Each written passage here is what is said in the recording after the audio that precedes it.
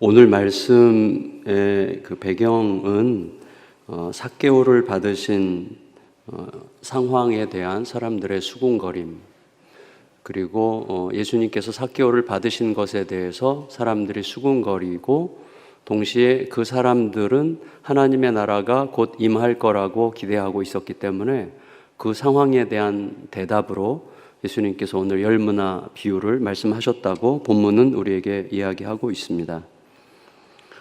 사람들이, 예수님을 따르는 사람들이 삭개오를 받으신 예수님의 모습에서 혼란을 겪었던 이유는 예수님에 대한 오해, 그리고 자신에 대한 오해 때문이겠죠. 예수님은 죄인을 위하여 죽으시는 의인으로서 당신의 사명을 감당하기 위해서 오셨지만, 예수님을 따르는 사람들은 죄인들을 부수는 의인을 기대하면서 예수님을 따랐기 때문에 예수님에 대한 전적인 오해와 또 하나는 자신에 대한 오해죠. 예수님이 삭개오를 받으셨을 때 이들이 당황한 이유는 자기들은 삭개오가 아니라고 생각했기 때문이죠. 자기들은 삭개오 같은 죄인이 아니라고 생각했기 때문에 당황하는 거죠. 그래서 예수님이 하시는 일을 이해하지 못하는 두 개의 축이 항상 있는 거죠. 예수님이 누구신지를 아직 충분히 헤아리지 못하고 있고, 또 내가 누군지를 제대로 알지 못하는 거죠. 만일에 그들이 예수님이 죄인들을 깨부수고 의인들의 나라를 건설하고 우리들은 그 의인들의 나라에 마땅히 들어갈 자라고 생각하지 않고, 예수님에 대해서는 아직 충분히 모른다고 할지라도, 예수님에 대해서 아직 충분히 헤아려지지 않는다고 할지라도 자기 자신이 하나님 앞에서 얼마나 막중한 죄인이고 삭개오와 우리가 별 차이가 없다고 하는 사실을 인정할 수 있었다면 예수님께서 삭개오를 받아들이실 때 안도했겠죠. 우리에게도 아직 기회가 있구나 라고 생각할 수 있었겠죠. 어쨌거나 예수님에 대한 오해와 자신에 대한 오해로 인해서 발생한 하나님의 나라에 대한 오해에 대한 답변으로 예수님께서 오늘 열문화 비유의 말씀을 하고 계십니다. 근데 열문화 비유 여러분 대략 아시겠지만 내용이 어떻게 전개되죠? 주인이 왕위를 받으러 본국으로 가는 상황이죠. 그리고 자기 종, 그 사이에 자기 종 10명을 불러서 한 문화씩을 나눠주고 장사하게 하죠. 그리고 떠나는데 놀랍게도 그 동네 사람들이 이 주인이 자기들의 왕이 되는 걸 싫어해요. 그래서 자기들의 왕이 되는 걸 싫어하는 이유는 자기들이 추구하는 것을 충분히 채워줄 수 없거나 자기들이 살아가는 삶의 방식과 다른 방식을 우리에게 요구할 거라고 생각하거나 혹은 자기네들에게 마음에 들지 않는 어떤 면이 있기 때문에 그 사람이 자기들의 왕이 되는 것을 매우 원치 않고, 어느 정도로 원치 않았는가 하면 사절단을 구성해서 그 주인이 본국에 도착하기 전에 먼저 사절단이 도착하게 해서 우리는 그 사람이 우리들의 왕이 되는 것을 원치 않습니다 라고 공언을 하죠. 그 말은 약간의 협박 비슷한 것이기도 한데, 어떤 일이 벌어져도 우리에게는 책임이 없습니다. 우리는 분명히 우리들의 뜻을 전달했습니다. 물론 고대 사회에서 그런 게 가능하지 않죠. 그러나 예수님께서 그렇게 말씀하신 것은 사실은 고대 사회의 제국주의를 이야기하기보다는 하나님의 나라를 이야기하죠. 하나님의 나라에서는 하나님의 백성들이 하나님을 거절하잖아요. 그리고 거절을 표현할 수 있도록 하나님은 허용하시죠. 그 부분을 자꾸 생각하게 되는데, 어쨌거나 종들의 입장을 한번 생각해 보세요. 너무 애매한 상황이에요. 왜냐하면 주인이 한 문화씩을 맡겨줬는데 그 한 문화라고 하는 게 보통 우리들에게는 60분의 1 달란트로 알려져 있잖아요. 한 달란트가 무게인데 고대 사회에서는 무게로 이제 금액을 계산하기도 했잖아요. 근데 한 달란트가 얼마냐? 계산법에 따라서 사람들마다 다 다른 것 같아요. 저도 잘 모르는데, 예를 들어서 어떤 사람은 뭐 2, 3억, 어떤 사람은 막 10억 뭐 이렇게 얘기하기도 하는데, 중간쯤에서 한 6억이라고 치면 한 문화는 1,000만 원이에요. 그러니까 이게 좀 한 달란트를 받았으면 뭔가를 좀 해볼 만할 수도 있을 텐데 한 문화는 좀 애매해요. 그래서 주인이 맡겨준 게 좀 애매하다 이렇게 느껴지는 금액이라고 일단 좀 설명해 봅시다. 그리고 그보다 더 애매한 것은 뭐죠? 주인이 맡겨준 애매한 것을 가지고 내가 장사해야 되는 대상들은 주인을 싫어해요. 그러니까 내가 장사하는 방식은 뭐여야 됩니까? 주인이 옳다는 전제로, 또 주인이 옳은 분이고 믿을 만한 분이라는 전제로 장사를 해야 되는데, 내가 그러한 전제로 장사를 해야 되는 사람들은 주인이 틀렸다고 생각하고 주인을 싫어하죠. 그러니까 주인을 싫어하는 사람들을 대상으로 주인을 좋아하는 마음으로 장사를 해야 되고, 주인을 틀렸다고 확신하는 사람들을 대상으로 주인이 옳다는 전제로 장사해야 되는 사람들이 바로 종들이죠. 그게 바로 신자의 자리죠. 저는 그게 우리들의 자리라고 생각합니다. 그러니까 하나님의 주권, 하나님의 질서, 우리들끼리의 언어죠. 세상 사람들이 우리들의 그런 언어를 인정하고 싶어 하지도 않고 알아듣지도 못하죠. 그러니까 하나님의 주권, 하나님의 크심, 하나님의 전부이심, 하나님의 오르심이 인생의 바탕이다. 뭐 이런 얘기 우리들끼리 통하지 세상은 인정하지 않죠. 그리고 인정하고 싶지도 않아 하죠. 그리고 틀렸다고 생각하고 싶어 하고, 너희들끼리의 망상이거나 별 관심 가지고 싶지 않은 그냥 작은 어떤 한 섹트의 이야기라고 생각하고 싶어 하는 거죠. 그러나 우리들은 전면적으로 그들을 상대로 복음 장사를 해야 되는 사람들이죠. 그러니까 우리의 위치 자체가 굉장히 애매하다. 그게 교회의 자리다. 그게 신자의 자리다. 이렇게 말할 수 있을 것 같습니다. 더구나 이 종들의 처지가 얼마나 더 애매하냐면, 주인이 진짜 왕위를 받아갖고 올지 못 올지 몰라. 그런 상황이에요. 그러니까 주인이 왕위를 받아가지고 올 거라고 믿든지, 아니면 받아가지고 오지 못하더라도 주인은 옳은 분이라고 확신하든지, 그러한 전적인 믿음이 아니라면 절대로 할 수 없는 행동을 지금 요청받은 거죠. 그러니까 제자들은, 이 종들은 주인으로부터 절대적 믿음, 너희 눈에 보기에 아무리 합당해 보이지 않는 현실이라고 할지라도 내가 너희에게 부탁한 게 더 옳다는 것을 붙들 때만 움직일 수 있도록 요청한 거죠. 그러니까 무엇이 너희에게 정말로 움직이게 하는 힘이냐를 알게 하시는 설정이라고 할 수가 있겠습니다. 일단 우리들의 삶으로 좀 돌아와서 신자의 자리는 기본적으로 매우 애매하고 혼란스럽다라고 할 수 있겠습니다. 우리는 어느 정도 끼어 있죠. 제가 그저껜가 말씀드렸던 것처럼 우리는 어제와 내일 사이에 끼어 있죠. 그런데 키에르케고르가 이렇게 얘기했다고 말씀을 드렸잖아요. 우리는 돌아봐야만 알 수 있는 인생을 살지만 돌아볼 수 없는 날들을 향하여 날마다 나아가야 된다는 거죠. 그러니까 애매하죠. 그래서 어제와 다름없을 거라고 기대하지만 얼마든지 달라질 수 있는 알 수 없는 내일 사이에 끼어 있는 애매한 삶을 살고 있습니다. 그리고 우리들의 늘 일정하게 루틴하게 반복되는 것처럼 보이는, 그리고 그것을 지탱시켜주는 상식과 그 일상을 언제라도 박살낼 수 있는 몰상식 사이에서 끼어 있죠. 언제 어디서 어떤 일을 만날지 모릅니다. 굉장히 어렵고 애매한 상황이죠. 우리가 늘 느끼는 또 어려움은 뭐예요? 육체의 욕정과 그 다음에 성령께서 빚어가시는 신의 성품 사이에서 애매하게 끼어 있죠. 작년에 여름에 김인중 목사님 생신 때 점심을 같이 하고 둘이서 이제 점심 끝나고 차 마시러 갔어요. 차 마시면서 목사님이 갑자기 정색을 하고 저한테 이렇게 이야기하셨어요. 마치 상담을 요청하듯이. 정 목사도 그래? 이렇게. 뭐요? 야, 나는 70대 중반이 돼가지고 이렇게 여학생들을 보면 아직도 좀 마음이 좀 그래. 갑자기 썰렁하네요. 그렇게 고백을 하셨어요. 이분이 그런 고백을 잘하세요. 그래서 제가 이렇게 대답했어요.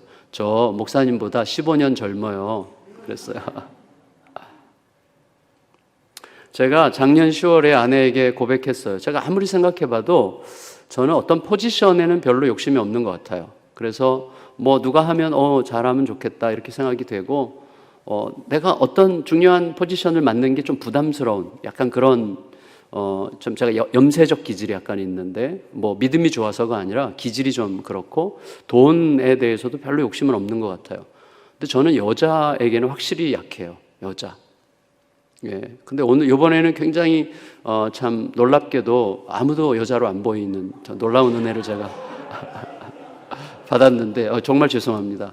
근데 제가 아내한테 그래서 고백했어요. 사실은 저희 교육자 중에 제가 이렇게 주일날 설교 몇 년 전인데 설교를 준비를 할 때마다 이제 뭐 교육자실도 이렇게 좀 뭐 갖다 주기도 하고 뭐 하느라고 한 여자 간사님이 계셨는데 제 목양실에 근데 자꾸 이상한 생각이 나서 제가 부탁을 했어요. 올라오지 않았으면 좋겠다고.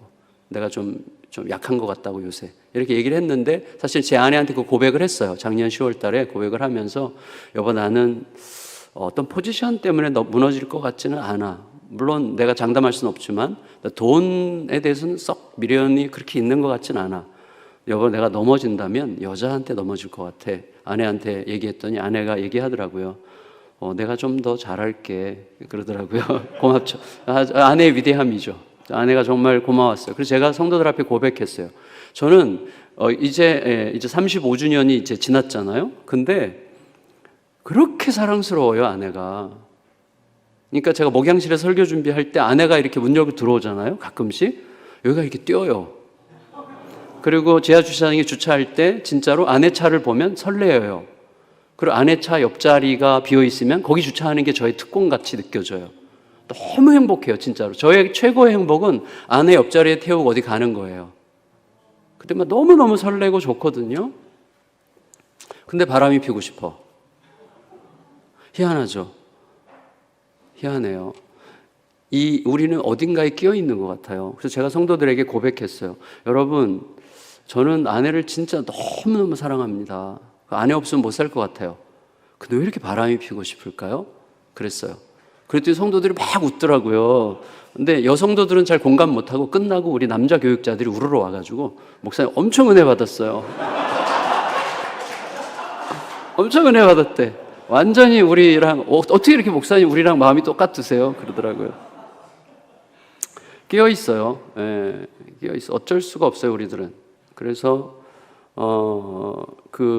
사람마다 조금씩 다 어떤 사람은 뭐 물질에 대해서 약하고 어떤 사람은 권력에 약한데 저 같은 경우는 어떤 성욕 이런 거에 좀 굉장히 약한 것 같아서 자꾸 개방을 하는 거죠. 성도들에게도 알리고 여성도님들 제가 얼마나 어느 부분에 약한지 아니까 유혹할 생각하지 말고 뭐 저 같은 사람을 누가 유혹하겠어요. 제 스스로 그러는 거죠. 그럼에도 불구하고 계속 이제 오픈을 하는 거죠. 그게 진짜니까. 그래서 이 끼어 있는 상태가 너무 싫은 거예요. 그냥 깔끔하게 거룩하면 좋겠어. 예, 근데 그게 쉽지 않은 거죠. 또 우리는 두 개의 진실 사이에 끼어 있어요. 어떤 진실이냐면 하나님은 아시고 하나님은 보시고 기억하시고 하나님이 이루시죠. 아멘? 이거 완전 진실이죠. 하나님은 아시고 보시고 기억하시고 하나님이 이루십니다. 이거 완전한 진실이에요. 우리는 그 힘으로 오늘도 견디며 사는 거죠. 그러나 하나님은 언제 어디서 어떻게 이루실지 몰라요. 그것도 진실이에요. 그러니까 하나님이 아시고 보시고 기억하시고 이루신다는 진실과 언제 어디서 어떻게 이루실지 모른다는 진실 사이에 끼어 있어요. 그래서 앞에 진실을 지나치게 과신하면 우리는 방종하게 되고 뒤에 진실을 지나치게 과신하면 우리들은 믿는다고 하면서도 지나치게 조급해지는 거예요. 이 사이에 늘 끼어 있는 거죠. 그래서 내가 너무 자만하는 거 아니야? 너무 방종하는 거 아니야? 믿음을 빌미로 해서 막 너무 아니라고 무책임한 거 아니야? 다 될 거야. 막 너무 무책임하게 말하는 거 되게 웃기잖아요. 사실 기도하면 돼. 이런 거 얼마나 무책임합니까? 근데 동시에 어떤 사람은 믿는 건 같은데 왜 이렇게 나는 조바심이 나지? 믿는 것 같은데 왜 이렇게 나는 조급하고 내가 뭔가를 안 하면 아무것도 안 될 것처럼 이렇게 나를 닥달할까? 이 사이에 끼어 있어요. 이 두 개의 진실 사이에 끼어 있기 때문이죠. 또 제가 최근에 전도서 설교를 했는데 전도서 설교하다 보니까 전도서 마지막 결론 부분에 하나님께서 말씀하세요. 솔로몬을 통해서 청년이여 이렇게 얘기하죠. 그래서 갑자기 청년이 아닌 사람들은 갑자기 독자였다가 갑자기 난 독자가 아닌가 보다라고 생각할 수 있는 부분이지만 저는 다르게 해석했어요. 청년은 이렇게 해석이 되더라고요. 우리 모든 사람의 남아있는 모든 날들 중에 가장 젊은 날은 오늘이죠. 그래서 오늘을 신실하게 살고자 하는 모든 자들은 청년이죠. 그래서 우리 모두는 나이가 90세여도 나의 모든 남은 날들 중에 가장 젊은 날을 사는 자들이죠. 그래서 우리 모두는 젊은이여, 청년이여라는 말을 들을 수 있는 권리가 있다고 생각합니다. 그런데 청년에게 이렇게 얘기해요. 너 기뻐하고 즐거워하고 너에게 주어진 기회들을 즐겨라. 카르페 디엠, 오늘을 잡아라. 이렇게 얘기해요. 그런데 그 다음에 뭐라고 그래요? 그러나 하나님의 심판을 기억해라. 이게 뭐 하자는 건지 모르겠어요. 그래서 진수성찬을 완전히 정말 엄청나게 맛있게 차려놓고 얘기하는 거죠. 마음껏 먹어라. 1분 줄게. 이런 거랑 이제 비슷하게 느껴지는 거죠. 그러니까 삶을 즐겨라, 맛봐라 하면서 하나님의 심판에 있음을 기억해라. 그 사이에 끼어 있어요, 우리가. 우리는 우리의 삶을 사랑하고 즐거워하고 기뻐해야 됩니다. 너무 지나치게 막 이렇게 폐쇄적으로 살아가는 건 자연스럽지 않잖아요. 자유로워야죠. 자연스러워야죠. 기뻐해야죠. 즐거워해야죠. 그런 하나님의 심판의 때를 기억하면서 즐거워할 수 있는 이 애매함 속에 우리가 끼어 있는 것이죠. 마지막으로 하나님의 뜻에 대해서 우리를 확신합니다.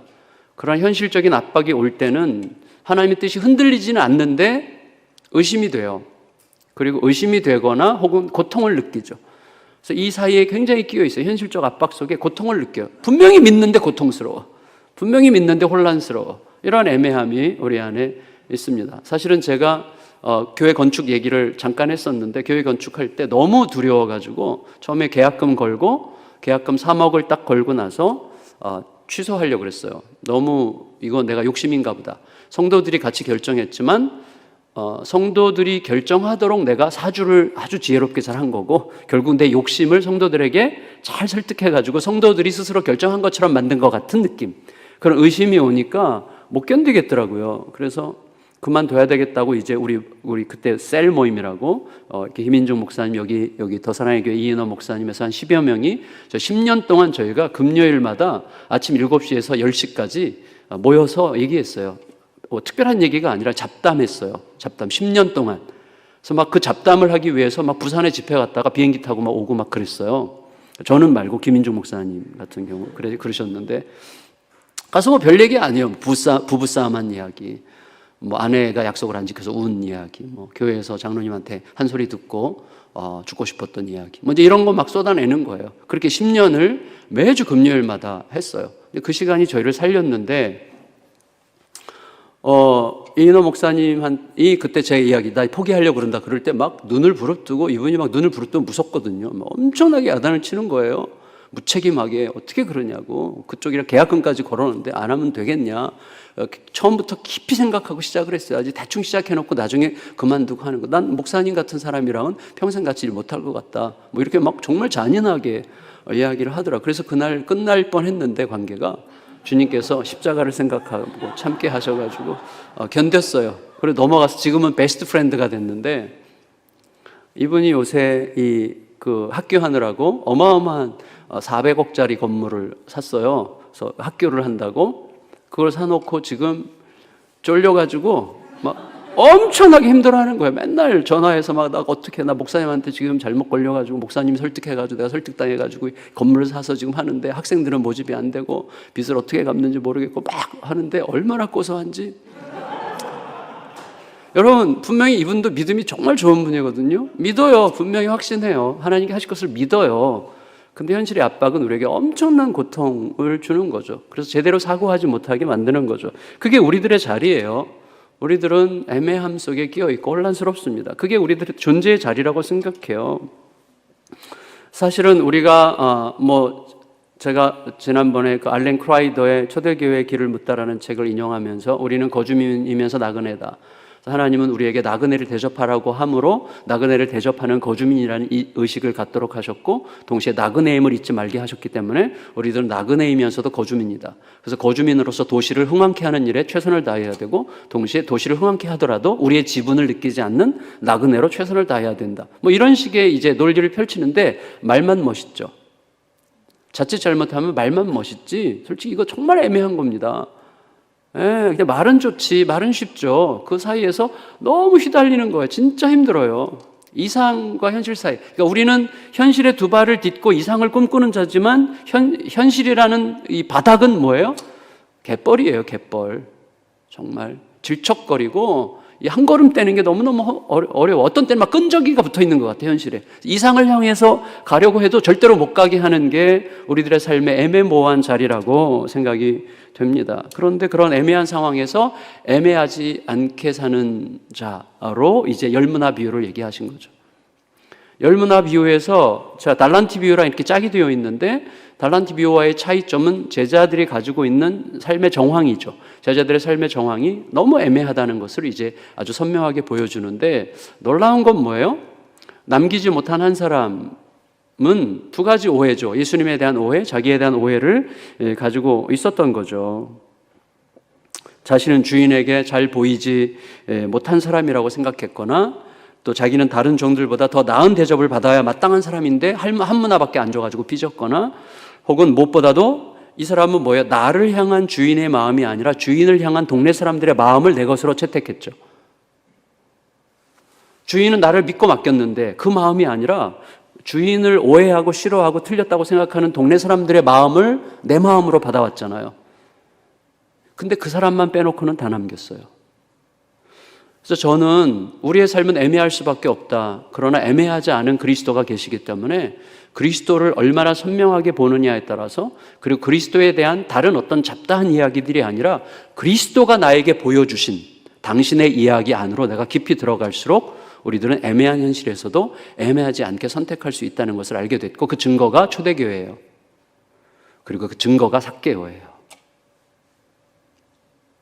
삭개오는 정말 애매하지 않습니까? 동네 사람들 모두가 다 비난하고 그리고 사람들 앞에 나서기 굉장히 부끄러운 어떤 상황이고 애매모호한 사람이죠. 그럼에도 불구하고 그는 어마어마한 결단을 하잖아요. 근데 삭개오의 어마어마한 결단이 위대한 게 아니라 삭개오로 하여금 그러한 결단을 하게 하신 그리스도가 위대하신 거죠. 다시 말하면 삭개오 안에 그런 그리스도가 들어간 거예요. 나의 전부여도 괜찮을 뿐이라고 내 모든 것을 포기해도 괜찮을 뿐이라고 그리스도가 들어간 거예요. 그러니까 그리스도가 그 안에 어떤 분으로 들어가느냐에 따라서 거기에 따르는 행동이 나오게 되는 것이죠. 삭개오가 초대교회를 굉장히 상징적으로 보여주는 거라고 생각합니다. 우리는 서로 간에 다 애매한 혼란스러운 처지 속에 살아가는 입장이기 때문에 서로를 좀 불쌍히 여길 필요가 있을 것 같아요. 우리 다 서로 애매하거든요. 그래서 너만 그러냐? 나만 그런다. 너만 그러냐? 나도 그러냐? 이렇게 생각하면 안 돼요. 우리는 항상 나도 그런데 너도 그렇구나 이렇게 생각해야지. 우리 항상 자기를 디펜스하는 방식으로 대화하고 생각하거든요. 너만 그러냐? 나도 그러지. 이렇게. 우리 부부간에도 문제가 안 풀릴 때는 항상 그거예요. 아내가 막 자기 힘든 일을 막 얘기하는데 제가 그래요. 여보 나는 뭐 어쩌라고 해결 안 하겠다는 뜻이에요. 그러니까 우리는 서로 자기만 이해받으려고 하는 거예요. 그러니까 우리 피차에 애매한 나그네 거주민이기 때문에 서로를 불쌍히 여겨야 돼요. 근데 초대교회가 그거를 잘한 거예요. 물론 초대교회도 배교가 많았고 또 초대교회도 실패한 사람들도 많았겠지만 초대교회가 우리에게 보여주는 일반적인 그림은 뭐예요? 초대교회 때 일단 아시듯이 신자가 된다는 것은 사회적으로 경제적으로 상당히 소외되는 것을 전제하는 거고 심지어 처형당할 수도 있는 상황이고 그리고 그런 상황이었고 또 초대교회는 예배가 폐쇄적이었다고 하잖아요. 외부인이 들어와서 교회 공동체가 위험해질 수 있기 때문에 예배를 드릴 때 외부인들이 아무나 못 들어오도록 밖에서 감시했고 그리고 초대교회 100년부터 500년 사이에 선교하자, 전도하자라는 말이 일체 없었다고 거의 전혀 없진 않았겠지만 거의 찾아보기가 어렵다고 그런 얘기를 하잖아요. 그럼에도 불구하고 초대교회는 계속해서 성장했죠. 그러니까 성장할 수 없는 완벽한 요건을 가진 상황에서 성장한 거예요. 너무나 애매한 상황에서 성장한 거예요. 너무나 애매모호한 상황에서 승리한 거예요. 이유는 뭐죠? 하나밖에 없어요. 여러분, 이 열문화 비유에서 종들을 생각해 보세요. 장사해서 남길 수 없는 현실이에요. 주인이 준 것도 애매하고 내가 장사해야 되는 대상도 주인을 싫어하고 주인을 틀렸다고 생각하고 주인을 거부하는 사람들인데 주인이 맡겨준 걸 가지고 그들을 상대로 장사를 해야 되는데 뭐예요? 남기잖아요. 이유는 뭐예요? 진짜 그분이 왕이기 때문이에요. 이거 외에는 설명될 길이 없어요. 그분이 진짜 왕이기 때문이죠. 그리고 그분은 왕으로 오셨죠. 근데 그분이 왕으로 오시기 전에 남겼잖아요.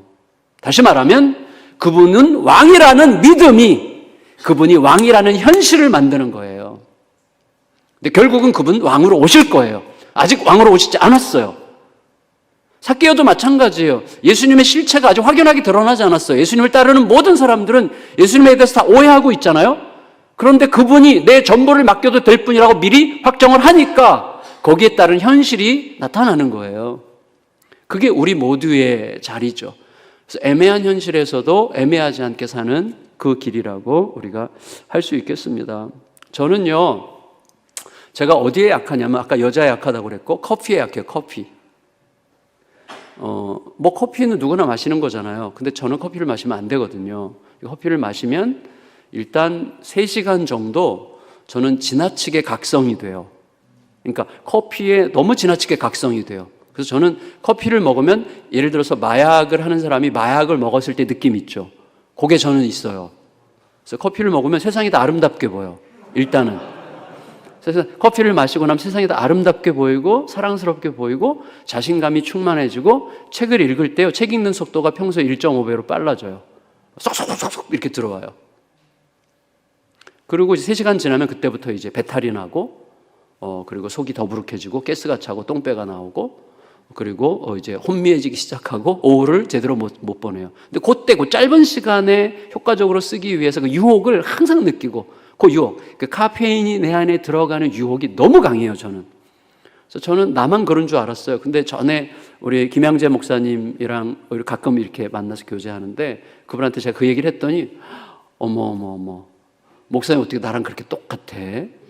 나도 평생 회개하는 게 커피밖에 없어. 그러더라고요. 그분도 평생 커피로 회개한대요. 똑같은 증상이라는 거죠. 아, 그런 분이 또 있구나. 그래서 굉장히 위로를 받았는데 저는 지금도 그것과 싸워요. 커피와 아주 늘 싸움을 하거든요. 근데 얼마 전에 제가 창세기, 이제 저희 큐티 본문이 창세기였었는데 창세기 가지고 묵상하다가 하나님께서 선악과 이렇게 먹지 말라고 하셨잖아요. 근데 선악과를 먹지 말라고 하시기 전에 있잖아요. 동산에 있는 모든 실과는 먹을 수 있게 하셨잖아요. 그러니까 사실은 선악과 없이도 얼마든지 살 수 있잖아요. 그렇죠? 선악과 없이도 얼마든지 살 수 있게 하셔요. 그날 얼마든지라는 단어가 제 안에 쑥 들어왔어요. 제가 제 아내 이외의 다른 여인들에 대해서 탐하는 마음을 갖지 않고도, 아니 그것을 표현하지 않고도 얼마든지 행복할 만큼 아내를 사랑하게 해주셨어요. 그런 욕심 아니어도 얼마든지 아름답게 살 수 있도록 너무 많은 조건을 다 주셨어.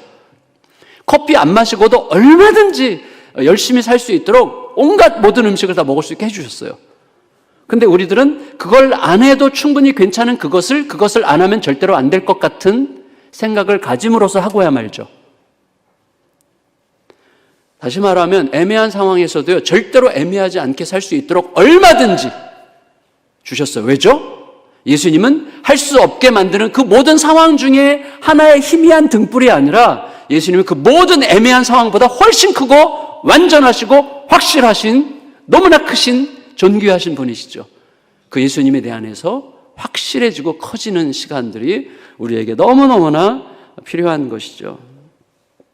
그래서 놀라운 결론은 뭐예요? 주인이 보여주신 주인의 마음을 그대로 받아서 표현해낸 모든 종들은 다 남기게 되는 거죠.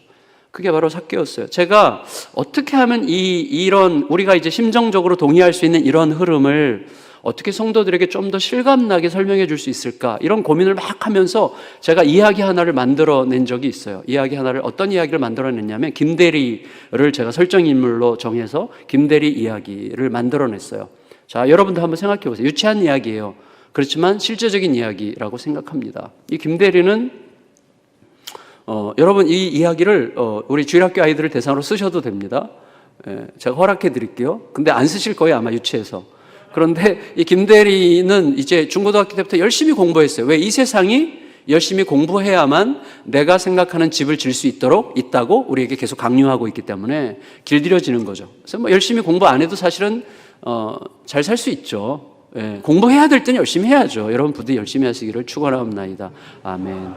그런데 이 김대리가 중고등학교 열심히 공부하고 정말 좋은 대학 명문대 갔고, 그리고 명문대 가서도 대기업, 정말 원하는 최고의 대기업 입사하기 위해서 막 열심히 공부해서 대기업에 딱 붙었어요. 좋은 성적으로.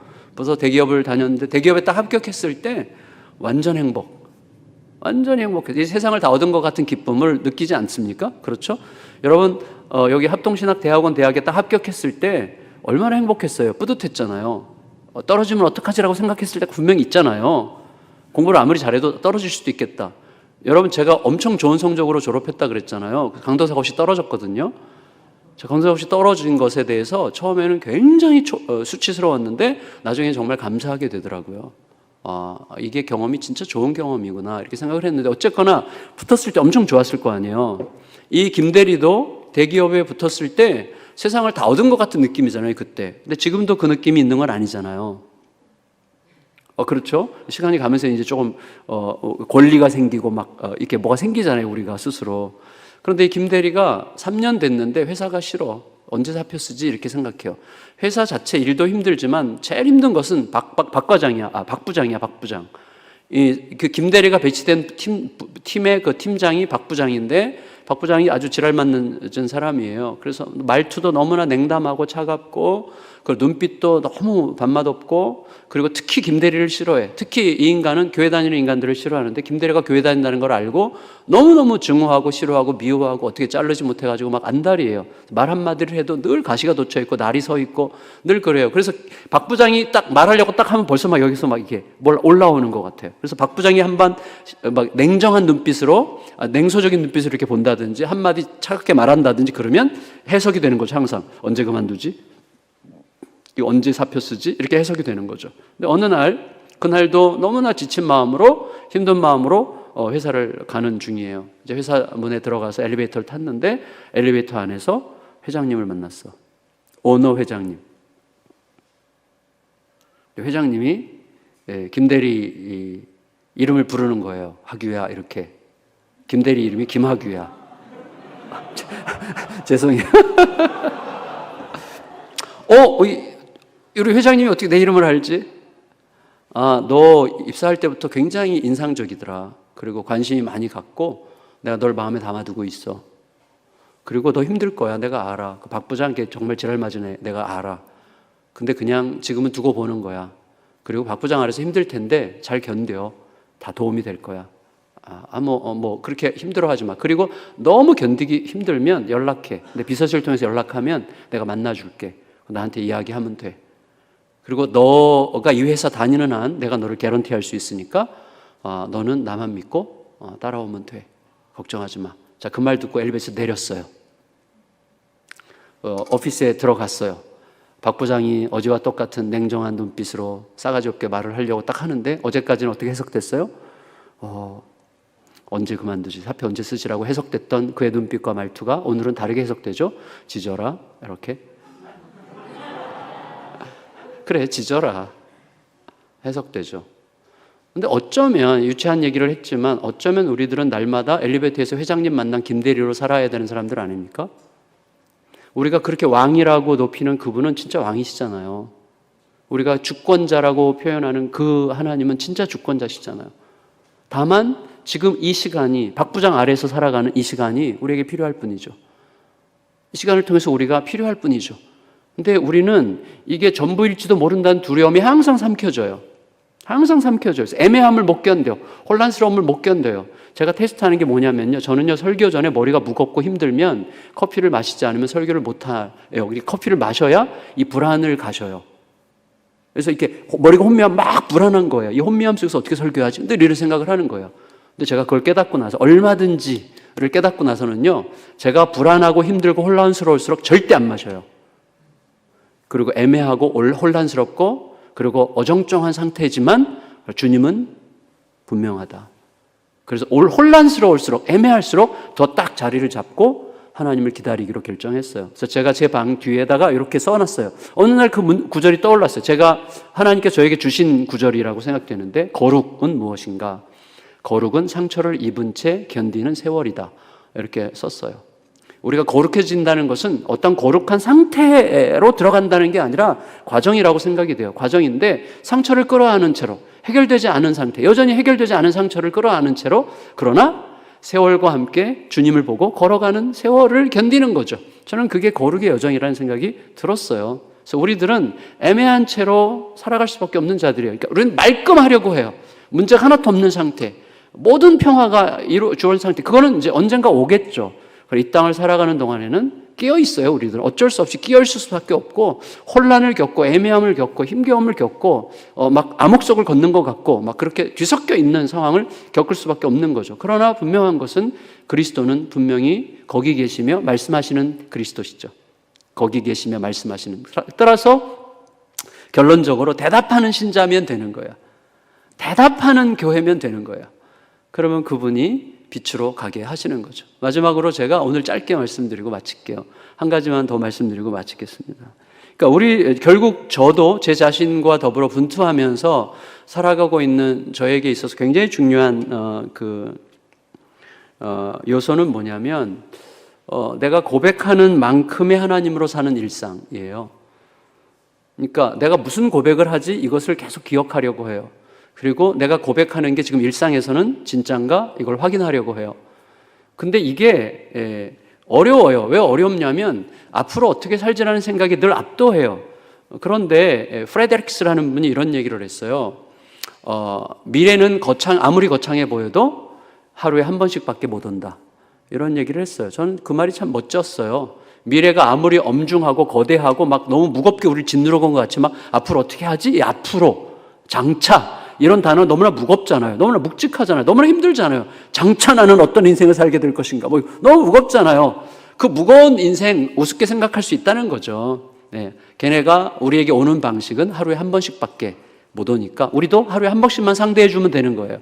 그래서 제가 약한 그 혈액암 판정을 받고 깊이 생각했어요. 내가 만일에 올해가 마지막이라면, 내년이 마지막이라면 어떻게 사는 게 좋을까? 이런 생각을 하면서 결론을 내렸어요. 그 옛날에 어떤 신학자가 그런 책을 썼죠. Eternal Now라는 책을 썼는데, 물론 굉장히 리버럴한 신학자였어요, 그분은. 근데 영원한 지금. 그래서 오늘을 영원성이 담긴 오늘로 살면 되겠구나. 매일매일을 영원성이 담긴 오늘로 살면 되겠구나. 우리는 어차피 죽어도 살잖아요. 그리고 어차피 보면 지금 영원과 지금 커넥션 되어 있는 상태에서 사는 거잖아. 이미 죽어도 사는. 제가 깨달은 건 뭐냐면 이거예요. 여러분 수술 받아보셨죠? 수술. 저도 6시간 수술 받아봤는데 6시간 동안에 이렇게 이제 시작합니다 하고 이제 마취제를 딱 여기다 대잖아요. 그러면 어떻게 해요? 이제 수술합니다 했는데 그냥 바로 끝났습니다 예요. 수술실에서 회복실에서 금방 했는데 그냥 내가 누웠는데 깨났어. 근데 6시간 걸렸대. 그래서 제가 생각을 해봤어요. 죽음과 깨어남은 이렇게 붙어 있겠구나. 죽음과 깨어남 사이에 1000년이 있었어도 죽는 순간 깨어나는 거구나. 죽는 자에게는 그래서 죽음과 살아남은 붙어 있는 거구나. 이런 느낌을 갖게 됐어요. 그래서 그 느낌이 와요. 제가 죽어간다고 느꼈을 순간에 느꼈던 그 평화와 그다음에 죽어도 그냥 바로 깨나는 거구나. 라는 그 느낌이 제 속에 이제 들어오게 된 거죠. 그러면서 하루 한 번씩만 살게 되는 그 하루하루를 어떻게 살 것이냐. 영원한 지금으로 살자. 영원한 지금으로 살려면 이 땅에서 찾을 수 있는 영원을 오늘 내게 담으면 된다. 이 땅에 존재하는 것들 중에 영원한 건 하나밖에 없어요. 사랑이죠. 나를 기꺼이 내어주는, 그리스도께서 자기를 우리에게 내어주셨듯이 나를 기꺼이 내어주는 사랑, 그리스도를 따르는 그 사랑, 그리스도의 사랑이 나를 통과하여 표현되어 내 주변에 있는 사람 안으로 들어가 사랑받은 사람이 남는 그 사랑 외에는 영원한 게 아무것도 없더라고요. 근데 놀랍게도 사랑은 누구나 할 수 있어. 돈이 없어도 할 수 있고, 가난해도 할 수 있고, 병약해도 할 수 있고, 죽어가면서도 할 수 있어요. 죽어가면서. 여러분 가장 위대한 사랑은 뭐예요? 9.11 테러 사태 때 벽에다가 글씨 쓴 거. 여보 사랑해. 너와 함께 살아서 너무 행복했어. 이 한마디보다 더 이분이 뉴욕 무역센터에서 그렇게 바쁘게 열심히 살면서 했던 모든 것보다도 죽어가면서 남긴 그 한마디가 훨씬 더 묵직하지 않습니까? 죽음이 끝이 아니라면 이 위대함을 우리가 날마다 살 수 있는 거잖아요. 그러니까 얼마나 이게 놀라운 일이에요. 그러니까 아무리 가난해도 아무리 병약해도 누구든지 할 수 있는 가장 고귀한 일, 세상에서 할 수 있는 가장 위대한 일을 누구나 할 수 있게 하셨는데 우리는 잘 안 하죠. 그것만 빼고 다 하죠. 그래서 제가 알게 됐어요. 매일 아침 그래서 저는 이 사랑은 내 것이 아니죠. 성부, 성자, 성령 하나님 사이에 사랑의 춤추심, 이걸 C.S. 루이스가 제일 먼저 얘기했다 그랬나요? 페리코레시스의 하나님, 성부, 성자, 성령의 삼위일체의 그 댄싱, 사랑의 춤추심의 삼각형을 그려요. 그래서 나는 이 삼각형 안에 있다. 이렇게 아침에 큐티 할 때 큐티 노트 맨 위에 딱 그려요. 오늘은 21,417일째인데 오늘 새벽에도 마찬가지로 그리는 거죠. 큐티 맨 처음에 딱 삼각형을 그려. 성부와 성자와 성령의 사랑의 춤추심 안에서 오늘을 시작합니다. 그 짝대기를 쫙 그어요. 화살표로. 21,417일째입니다. 밑에 L을 딱 그어요. T와 L. T today, L love죠. 뭐 간단해요. 그래서 오늘 저를 통하여 그리스도께서 저에게 흘려보내신 사랑이 남고 그 사랑을 받은 누군가가 남는 하루를 살 수 있다면, 그리고 그 사랑이 내 욕망을 위한, 내 존재감을 증명하기 위한, 또 내가 괜찮은 사람이라는 사실을 누군가에게 각인시키기 위한 사랑이 아니라 그리스도의 마음을 따르는 사랑이라면 그게 복음이죠. 그리스도의 마음을 따르는 사랑이 복음이에요. 그 승리했다, 그 사랑이 승리했다는 게 복음 아닙니까? 그래서 저에게 영원토록 남을 것은 이거밖에 없더라고요. 사랑, 사람, 그리고 복음이에요. 근데 사랑이 있고 그 다음에 사람이 있는데 그 사람에게는 복음적 사랑이 들어간, 이것만 나에게 오늘 매일매일 하루하루 남는다면, 우리 딸에게, 우리 아내에게, 멀리 있는 우리 손주들에게, 제가 손주가 5이거든요. 그래서 우리 손주들에게 남는다면 이것보다 더 행복한 것은 없겠다, 이런 생각을 하면서 매일매일 그렇게 살아가는 거예요. 그런 과정에서 우리에게 필요한 건 뭐죠? 아름답고 매력적이고 고통스러운 믿음의 어드벤처를 하는 거죠. 한 가지 말씀드리고 말씀을 마치겠습니다. 제가 어떤 박미경 자매라는 자매님이 이제 초신자인데 신앙생활을 하면서 마치 이렇게 좀, 제가 안산 동산교회 부교육자일 때예요. 막 굉장히 행복하게 막 신앙생활을 하는데 초신자야. 근데 어느 날 신방을 갔더니 자매가 이렇게 시무룩해요. 그래서 왜 그러냐 그랬더니, 목사님 저희 이사 가야 될 것 같아요. 그래요. 남편이 교회를 안 다녀요. 남편은 직장이 시흥이야.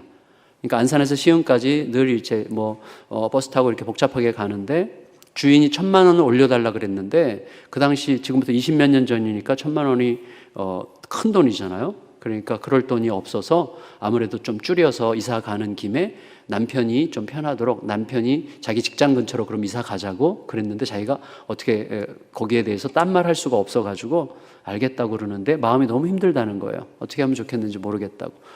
남편의 말이 다 옳으니까. 그래서 같이 기도해 봅시다. 그리고 우리 뭐죠?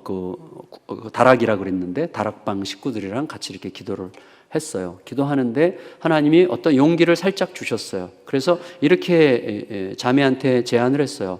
미경 자매님, 이사를 갈 때 이사 가더라도 요거는 한번 믿음의, 하나님은 이 상황을 아실 거잖아요. 하나님이 이 상황을 아시고 이 상황에서 자매가 이사 가도 좋은 교회 거기 기다릴 수 있을 텐데, 중요한 것은 지금 여기서 한참 굉장히 신앙이 잘하고 있는데 거기서 좋은 교회를 만날 수도 있지만 못 만날 수도 있는데, 어쩌면 떠나도 주님은 거기서 지키시겠지만 여기서 우리가 해야 될 것을 하지 않은 게 하나가 있을 수도 있을 것 같다. 그거는 남편에게 새로운 제안을 해보는 거다. 이렇게 이제 얘기를 했어요. 그 제안이 뭐냐 얘기해서 이랬어요. 여보, 나는 무조건 당신 말 따르고 싶어. 그런데 생각해 보니까 내가 신앙생활을 여기서 이제 시작을 했고, 신앙생활 하면서 너무 행복할 뿐만 아니라 내 삶에 굉장히 긍정적인 어떤 막 이렇게 그 열매들이 막 있는 것 같아. 그리고 나 너무 행복하고, 당신도 내가 막 변하는 거 보면 좋잖아. 우리 애들도 막 행복해 하는 것 같고. 근데 여기 떠나서도 뭐 내가 하려면 하겠지만 좀 자신이 없어.